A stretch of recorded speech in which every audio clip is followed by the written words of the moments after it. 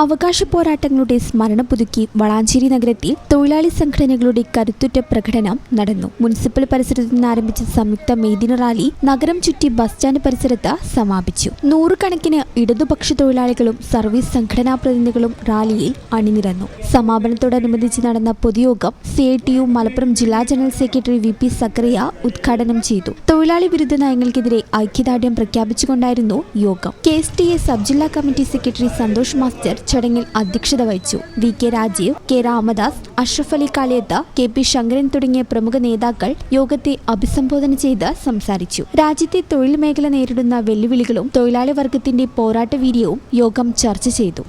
അമേരിക്കയിലെ ചിക്കാഗോയിലാണ് ഈ മെയ് ദിനത്തിന് ആസ്പദമായ കാര്യങ്ങൾ നടന്നത്.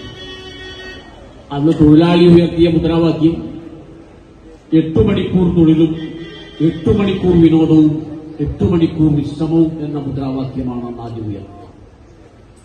അപ്പോഴാണ് ഭരണാധികാരി വർഗത്തിന്റെയും മുതലാളിമാരുടെയും കിങ്കരന്മാർ ആ സമരത്തെ നേരിട്ടത്.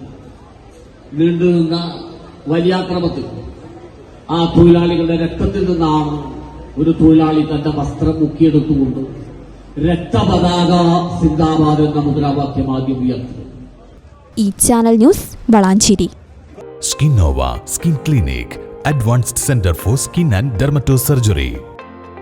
വളാഞ്ചേരിയിൽ 20 വർഷമായി സേവനമനുഷ്ഠിച്ചു വരുന്ന സീനിയർ സ്കിൻ സ്പെഷ്യലിസ്റ്റ് ഡോക്ടർ ഷമീറിന്റെ സേവനം. Skinnova skin clinic, advanced centre for skin and dermato surgery, Federal Bank building, Kozhikode road, Valanchery.